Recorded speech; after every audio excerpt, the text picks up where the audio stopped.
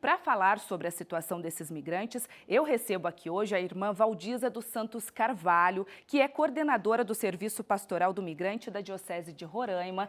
Irmã, muito obrigada pela sua presença aqui conosco. Eu já começo perguntando para a senhora, pedindo para a senhora fazer uma atualização para a gente de qual é a situação hoje em Roraima.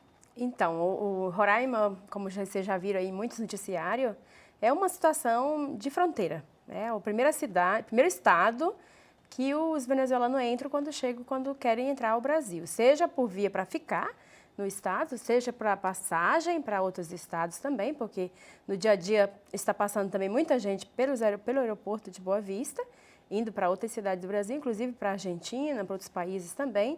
Então, ali é a porta de entrada.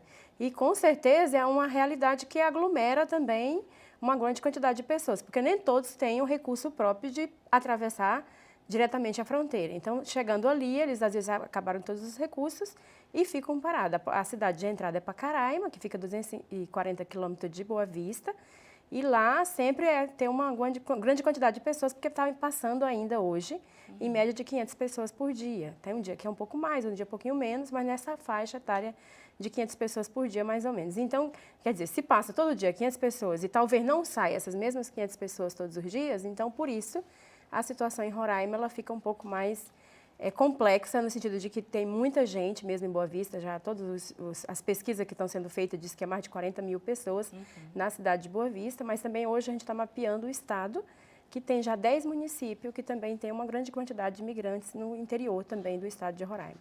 Ou seja, é uma situação complicada, que as pessoas precisam de condições mínimas para a sobrevivência. Sim. E a igreja que tem feito esse papel, a maior parte desse papel de prover essas necessidades a essas pessoas? Com certeza. Desde 2015, quando entraram os primeiros imigrantes venezuelanos no estado de Roraima, que a maioria deles passavam direto quase para o Amazonas, porque naquele primeiro momento eles ainda proviam de algum recurso. Eles estavam saindo ainda da Venezuela, vendendo os bens que tinham e passavam diretamente para o Amazonas.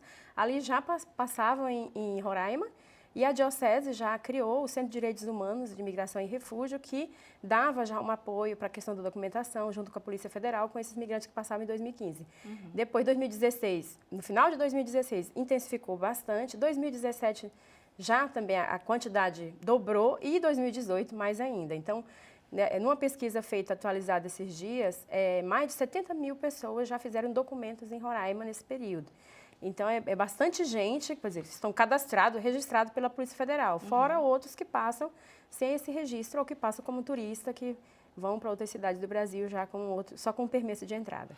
Irmã, o que a gente pode falar, então, em termos de políticas públicas para a situação desses migrantes? Como é que está essa realidade hoje? Então, hoje, infelizmente, mesmo com essa demanda grande de imigração nesses últimos 3 anos, o estado de Roraima, como vários estados brasileiros, ainda não tem uma política pública migratória. Apesar de nós termos a Lei Nacional de Imigração e Refúgio, que já foi aprovada no final do ano passado, ainda os estados não se organizaram. Porém, o que a gente tem tido esse ano, principalmente no início de março, foi a atuação do governo federal a partir do Ministério da Defesa, o Exército Brasileiro e algumas agências da ONU que estão lá fazendo um trabalho de abrigamento desses migrantes. Hoje já são 13 abrigos entre Pacaraima e Boa Vista, e ali cada abrigo desse tem mais de 500 pessoas e estão trabalhando com o projeto de interiorização do governo federal para enviar pessoas para outros estados.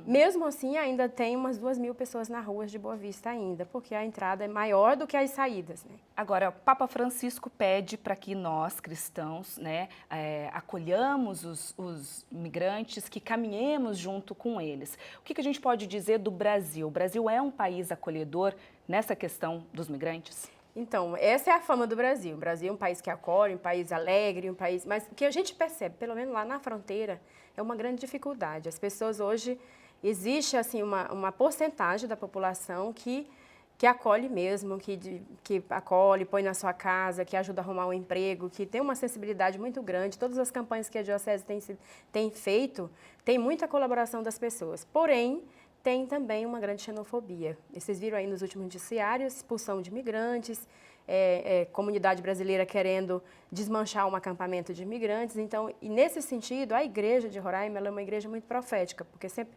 Nós estamos sempre atuando no meio dessas realidades, porque o migrante é um ser humano, ele é um irmão, ele que precisa de nós.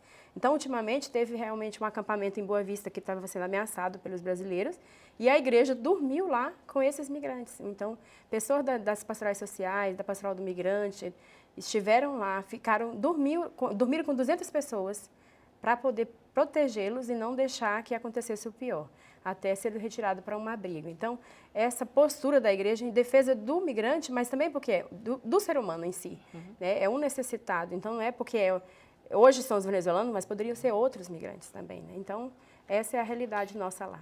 Irmã, eu queria que a senhora comentasse com a gente, assim, rapidamente, que o nosso tempo está acabando, porque a Diocese de Roraima fez uma parceria com a Cáritas e lançaram, então, um Plano Nacional de Integração Caminhos da Solidariedade. O que seria exatamente isso? Então, esse plano, ele é um plano, nós chamamos um plano da igreja, das ações da igreja, das entidades da igreja. Hoje são 5 instituições que estão organizando esse plano, como você já falou, a Diocese de Roraima, a Cáritas Diocesana de Roraima, a Cáritas Brasileira, o Serviço Jesuíta Migrante e Refugiado, o IMDH, Instituto de Migração e Direitos Humanos, e a Pastoral do Migrante Nacional. Então, são essas 5 instituições que sentaram, planejaram e com o apoio do Fundo Nacional de Solidariedade da CNBB.